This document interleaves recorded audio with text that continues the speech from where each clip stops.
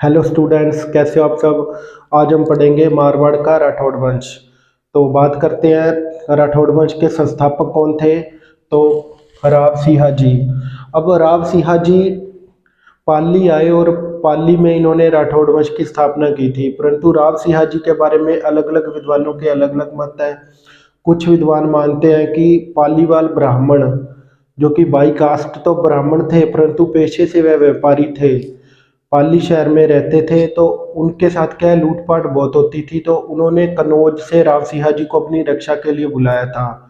और कुछ विद्वानों का यह मानना है कि कन्नौज से राव सिंह जी द्वारिका यात्रा पर निकले थे, तो वह पाली आ गए और उन्होंने राठौड़ वंश की स्थापना कर दी। परंतु हमें क्या है, इनके बारे में जो इम्पोर्टेंट बातें हैं वह पढ़नी है। तो पहला है कि राव सिंह जी कहाँ आए, तो पाली, या स्थापना कहाँ की, तो पाली में, और 1240 में आए। फिर दूसरी बात है कहाँ से आए, तो कन्नौज से। कौन थे राव सिंह जी? राव सिंह जी कन्नौज के राजा जयचंद जी के पुत्र थे। कन्नौज के राजा जयचंद के पुत्र थे। फिर बात आती है, राव सिंह जी को राठौड़ वंश का मूल पुरुष भी कहा जाता है। राठौड़ वंश का मूल पुरुष।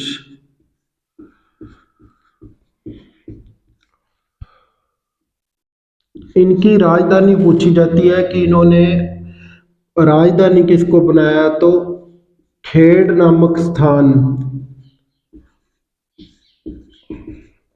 खेड़ नामक स्थान बाड़मेर। तो खेड़ नामक स्थान बाड़मेर को इन्होंने अपनी राजधानी बनाया। फिर बात आती है इनकी छतरी कहाँ बनी हुई है, तो इनकी छतरी पूछी जाती है। छतरी बनी हुई है वीठू नामक स्थान, पाली। ठीक है। फिर इनकी मृत्यु तारीख, मृत्यु तारीख है 9 अक्टूबर 1273।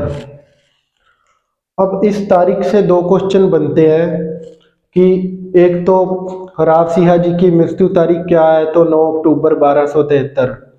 परंतु यह डेट हमें कहाँ से मिली, तो यह डेट हमें विट्ठू नामक स्थान से मिली है जहाँ इनकी छतरी बनी हुई है।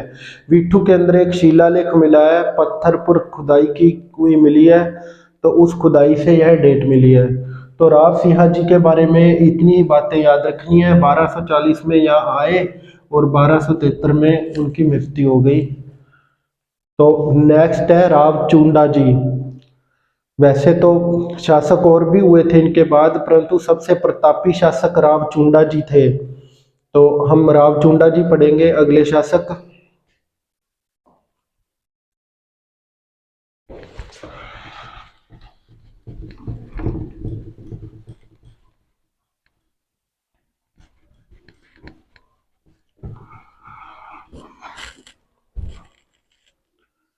नेक्स्ट है राव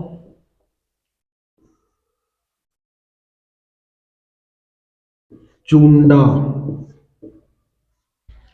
तो राव चुंडा की पहली बात तो आती है कि लगभग 1383 ईस्वी में शासक बने। ठीक है। दूसरी बात, राठौड़ वंश के 12वें शासक।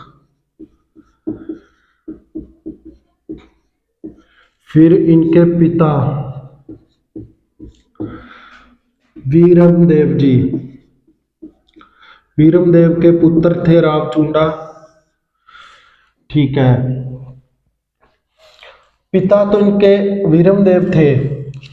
इनका क्या है, एक बेटा था रणमल।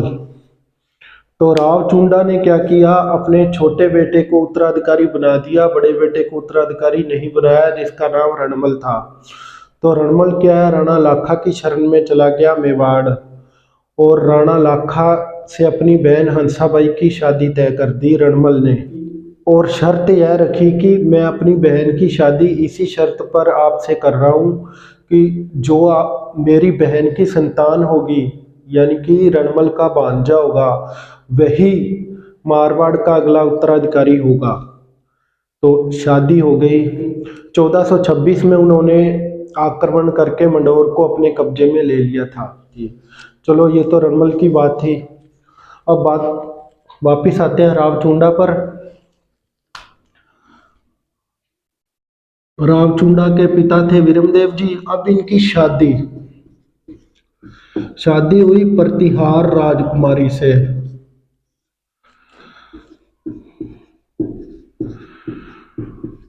प्रतिहार राजकुमारी से इनकी शादी हुई और 1000 गांव इनको दहेज में दिए गए।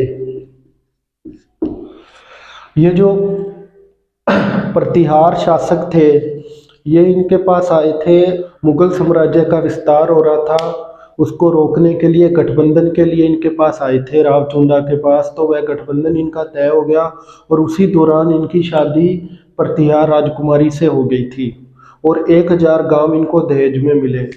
उसके बाद क्या, इन्होंने खाटू, डीडवाना, अजमेर इत्यादि स्थानों पर कब्जा कर लिया। अब फलोदी बच गई थी। फलोदी में क्या है, इनके भाई राजा थे जिनका नाम था जय सिंह। तो इसने क्या, अपने भाई को भी मार दिया और फलोदी पर कब्जा कर लिया। ठीक है, फलोदी पर कब्जा कर लिया। इसके बाद इनकी अब धीरे धीरे मृत्यु का टाइम नज़दीक आ गया। तो 1428 में मृत्यु, 1428 में क्या हुआ, नागौर के अंदर मृत्यु। यह भी कैसे हुई, जब इनका साम्राज्य बढ़ रहा था तो जो आसपास के सरदार थे वह डर गए। तो वह डर गए, उन्होंने क्या है, मुल्तान के खिद्र खान को साथ लिया और इन पर हमला कर दिया। नागौर में इनको घेर लिया और हमला कर दिया, जिससे इनकी मृत्यु हो गई। तो डेट जो ये सन 1428, नागौर में मृत्यु। तो रावचुंडा के बारे में इतनी बातें याद रखनी है।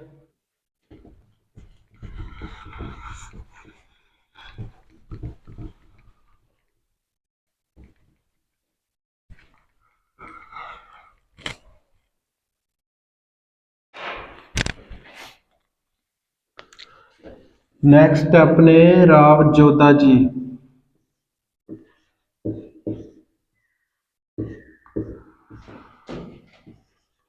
राव जोधा जी, पहले तो इनकी डेट याद रखनी है। 1438 से 1489 तक शासनकाल रहा इनका।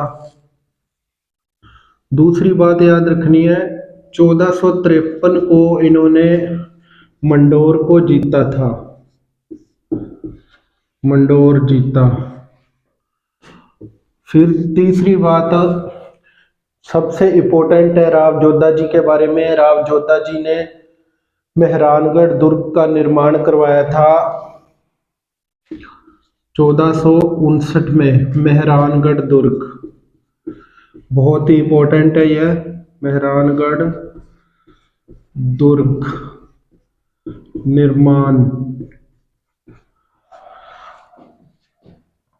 अब क्या है, यहाँ से क्वेश्चन और बनता है कि मेहरानगढ़ दुर्ग कौन सी पहाड़ी पर बना हुआ है। तो पहाड़ी है चिड़ियाकूट।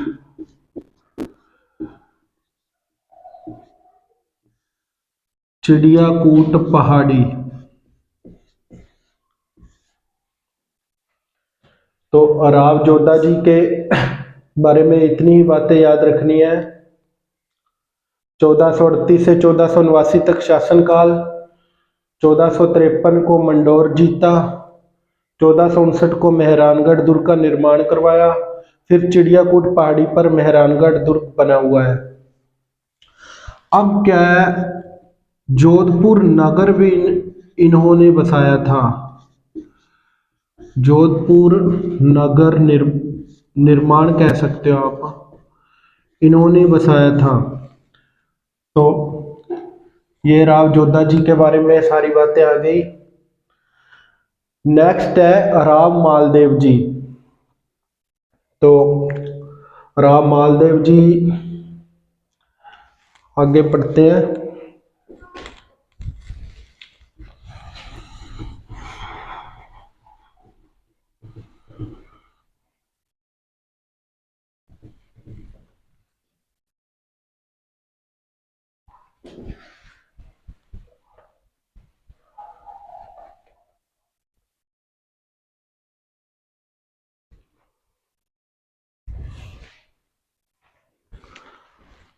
राव मालदेव,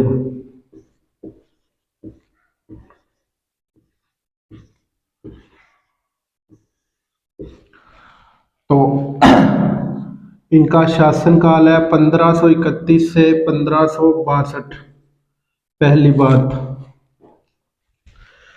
पिता का नाम राव गंगा जी, पिता, ठीक है। अब क्या इनकी पत्नी का नाम रानी उमादे। ये वही रानी उमादे है जिनको हम रूठी रानी के नाम से जानते हैं। रूठी रानी से काफी बार क्वेश्चन आया है। रूठी रानी किसे कहते हैं? तो रानी उमादे को कहते हैं। किनकी पत्नी थी? तो राव मालदेव की पत्नी थी। रूठी रानी ने क्यों कहते हैं? यह अपने पति से रूठकर और तारागढ़ के अंदर अजमेर में रही। तारागढ़ अजमेर, ये भी नोट कर लो, पूछा जा सकता है कहाँ रही। तो तारागढ़ अजमेर में रही थी और आजीवन रही, पूरी जिंदगी यहीं रही। तो इसीलिए इनको रूठी रानी कहा जाता है। यह आजीवन अपने पति से रूठकर तारागढ़ अजमेर के अंदर रही थी।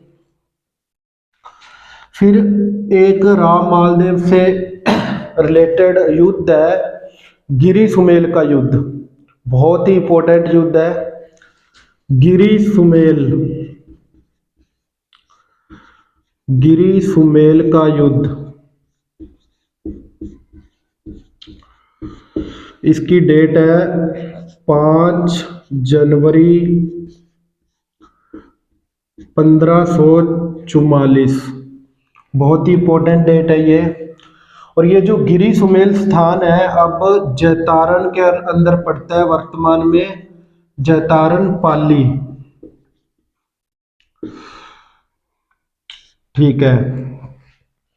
ये युद्ध किसके मध्य हुआ था? तो दिल्ली का बादशाह था शेरशाह सूरी, शेरशाह सूरी व राव मालदेव के मध्य।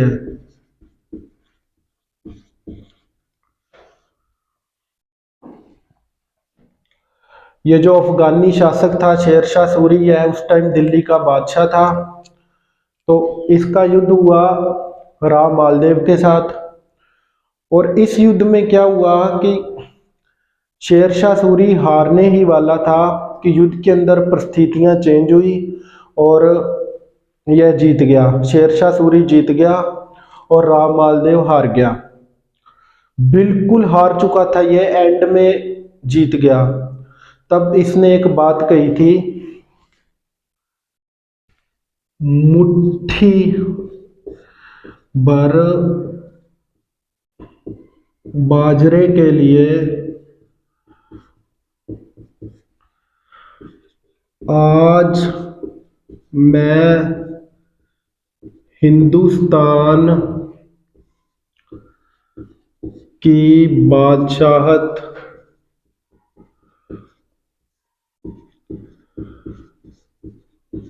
खो देता। यह बात शेरशाह सूरी ने कही थी। कब?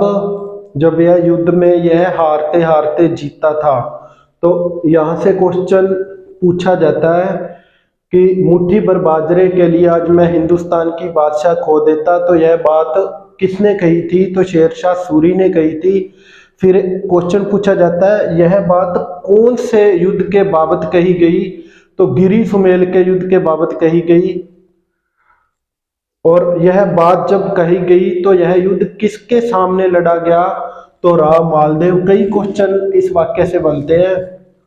तो राव जोधा के बारे में, सॉरी, राव मालदेव के बारे में इतनी बातें हैं, ये ध्यान में रखनी है। नेक्स्ट है राव चंद्र सेन। तो जो राव चंद्र सेन है यह राव मालदेव के छठे पुत्र थे। तो राव चंद्र सेन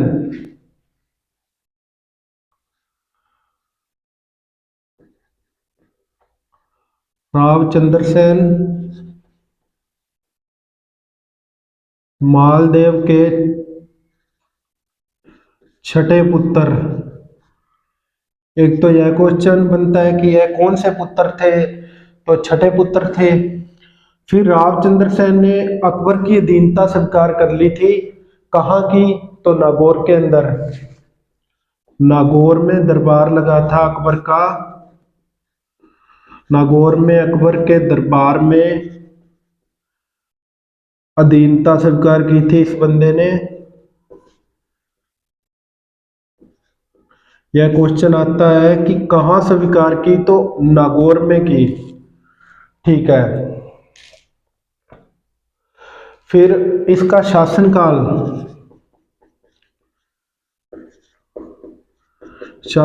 है 1562 से 1581।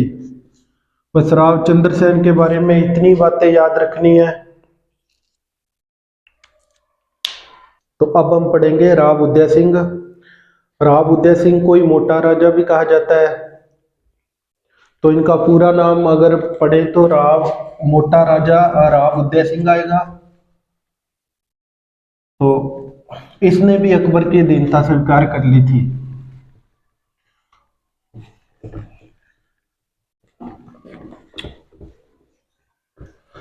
रावचंद्र सेन ने भी अकबर की अधीनता स्वीकार की थी और इसने भी अकबर की अधीनता स्वीकार कर ली थी।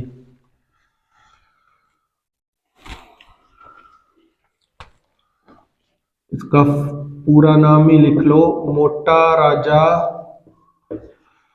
यहां से भी क्वेश्चन आता है, मोटा राजा किसे कहते हैं? राव उदय सिंह, ये इनका फुल नेम है। अब लिखो शासनकाल।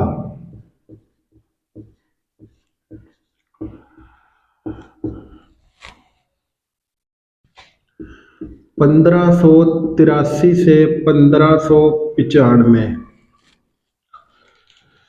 इनको शासन पे बिठाया था अकबर ने 4 अगस्त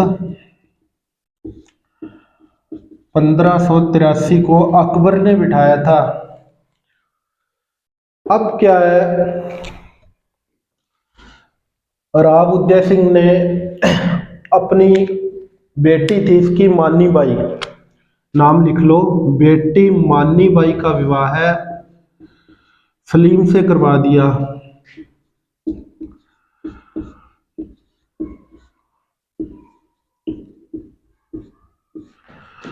सलीम से। पहला व्यक्ति था यह जिसने मुगलों के साथ वैवाहिक संबंध स्थापित किए थे। पहला व्यक्ति, यह भी पूछा जाता है कि पहला व्यक्ति कौन था या पहला महाराजा। तो पहला व्यक्ति था जिसने मुगलों से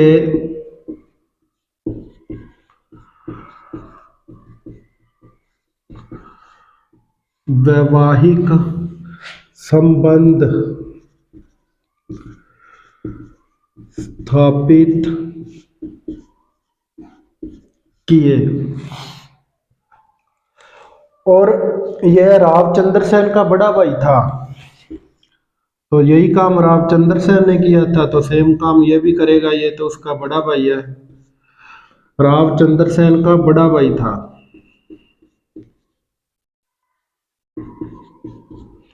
ठीक है, तो मोटा राजा उदय सिंह का ये कंप्लीट हो गया। तो नेक्स्ट है महाराजा जसवंत सिंह।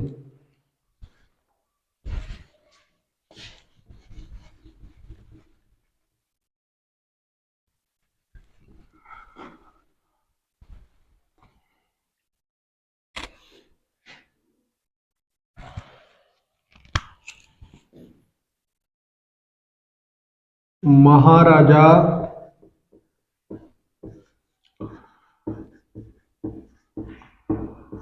जसवंत सिंह।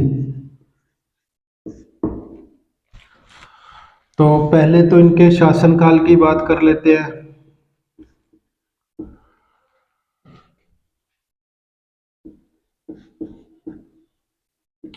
1638 से 1678,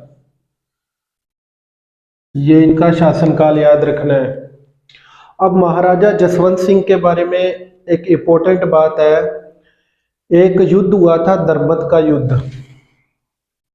दरमत का युद्ध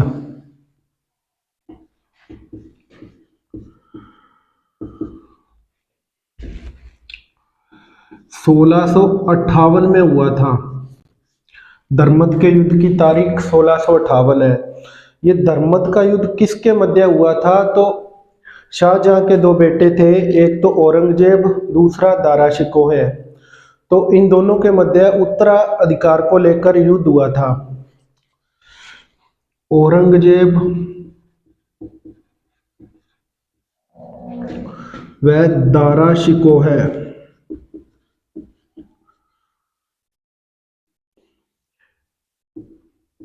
इन दोनों के मध्य दरमत का युद्ध हुआ था।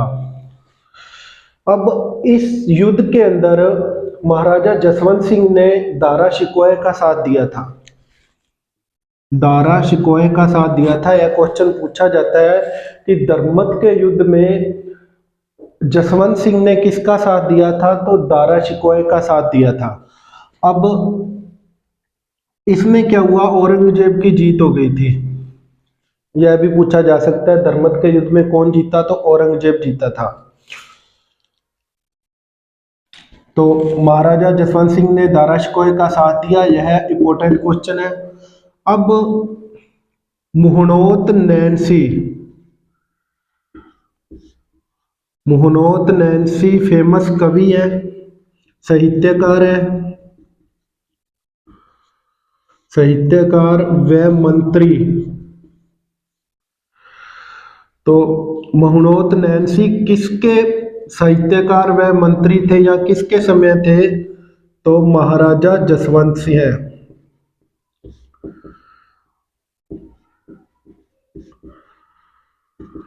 तो यह क्वेश्चन भी अक्सर पूछा जाता है कि मुहनोत नैन्सी किसके समय थे? तो जसवंत सिंह के समय थे। तो महाराजा जसवंत सिंह की इतनी बातें याद रखनी है। नेक्स्ट है महाराजा अजीत सिंह। महाराजा अजीत सिंह है जो महाराजा जसवंत सिंह के पुत्र थे। इनका जन्म लाहौर में हुआ था।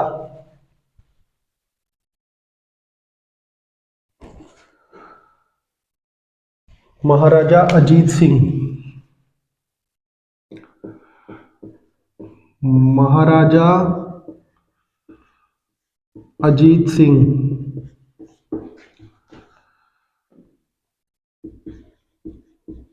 पिता महाराजा जसवंत सिंह।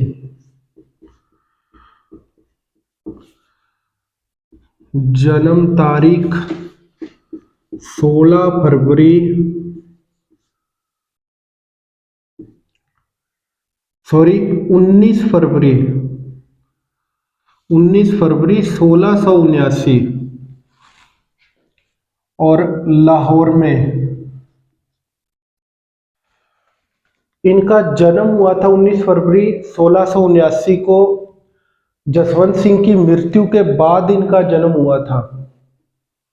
महाराजा जसवंत सिंह की मृत्यु हो चुकी थी, उसके बाद महाराजा अजीत सिंह का जन्म होता है लाहौर के अंदर 19 फरवरी 1679 को।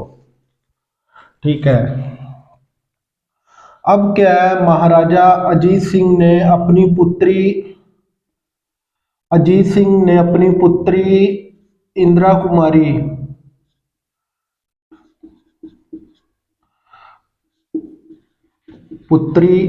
कुमारी का विवाह करवाया था फर्रुखशेर के साथ।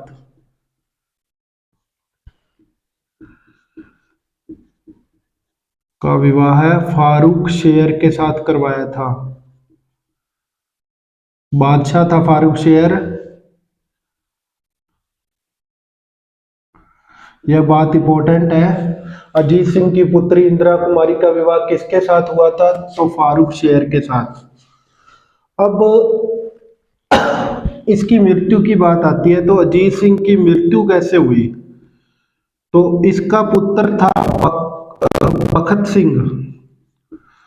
तो भगत सिंह ने इसकी हत्या कर दी थी, इसी के पुत्र ने इसकी हत्या कर दी थी। तो महाराजा अजीत सिंह के बारे में इतनी बातें याद रखनी है। इनकी मृत्यु इनके पुत्र के हाथों हुई थी और पुत्र का नाम भगत सिंह था। बखत सिंह, बैक है तो बखत। और अजीत सिंह ने पुत्री इंदिरा कुमारी का विवाह करवाया था फारुखशेर से, यह बात भी इंपॉर्टेंट है। तो अपने नेक्स्ट है लास्ट महाराजा मानसिंह।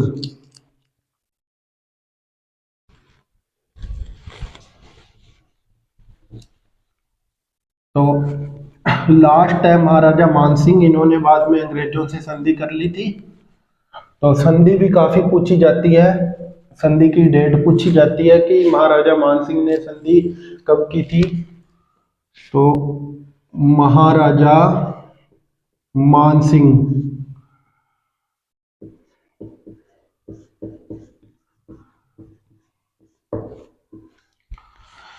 महाराजा मानसिंह का पहले तो शासनकाल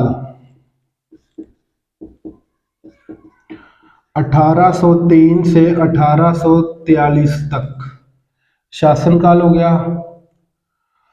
इनके गुरु का नाम था आयस देवनाथ।